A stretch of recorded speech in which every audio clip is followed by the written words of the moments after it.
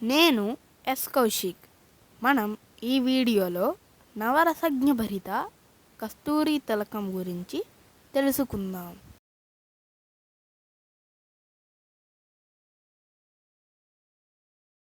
మణిద్వీపంలో కస్తూరి మృగాలు సంచరిస్తూ నిత్యం నవరసభరిత పరిమళాలను వెదజల్లుతూ ఉంటాయని దేవి భాగవతంలోని మణిద్వీప వర్ణనా ఘట్టంలో మనం వినే ఉంటాం.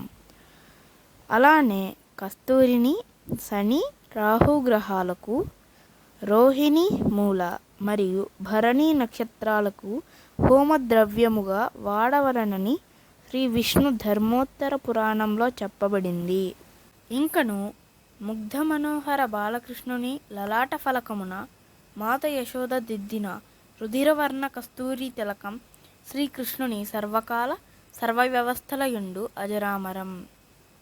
ఇలా చెప్పుకుంటూ పోతే కవివేమన తన శతక పద్యంలో కస్తూరి పరిమళాన్ని గురువుల గొప్పతనంతో పోల్చిన విధానం, హిందీ కవి కబీర్ దాస్ కస్తూరి జింక అమాయకత్వాన్ని తన పద్యంలో విశదీకరించిన విధానం, మన పురాణ ఇతిహాస గాథలలో కస్తూరిని అలంకారానికి, సుగంధ పరిమళ ద్రవ్యాల, సాంప్రదాయ ఔషధాల తయారీలో మరియు హోమాలకు విరివిగా వాడేవారినే కథనాలు జింక కస్తూరి ప్రాశస్త్యం గురించి మనకు తెలియజేస్తాయి.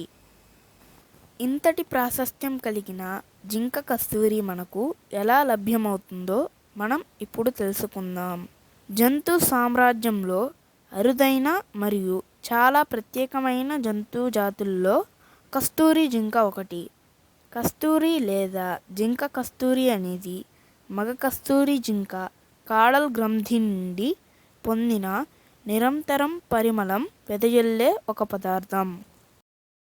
మిగిలిన జింక జాతులు మరియు ఆడ కస్తూరి జింకతో మగ కస్తూరి జింకను పోల్చినప్పుడు కొంత వ్యత్యాసముగా ఉంటూ రెండు పొడవైన కోరదంతాలను కలిగి ఉంటుంది.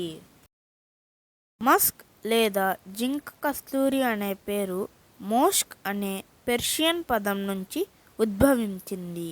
ప్రపంచం మొత్తంలో 7 రకాల కస్తూరి జింక జాతులు ఉన్నాయి. వాటిలో భారతదేశంలోని హిమాలయాల్లో లభ్యమయ్యే ఆల్పైన్ మస్క్ ఒకటి. కస్తూరి జింకల ఉత్పత్తులు అత్యంత ఖరీదైనవి కావడం చేత వీటిని విచక్షణారహితంగా వేటాడటం వలన వీటి సంఖ్య క్రమంగా తగ్గిపోతున్నదని the International Union for Conservation of Nature IUCN వారు కస్తూరి జింకను అంతరించిపోతున్న జంతు జాతుల జాబితాలో ఒకటిగా చేర్చారు.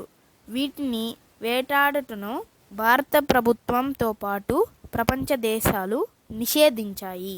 ఇలాంటి అత్యంత అరుదైన వన్యజాతులను పరిరక్షించుట మన అందరి సామాజిక బాధ్యత. ఈ వీడియో చూసినందుకు అందరికీ ధన్యవాదములు.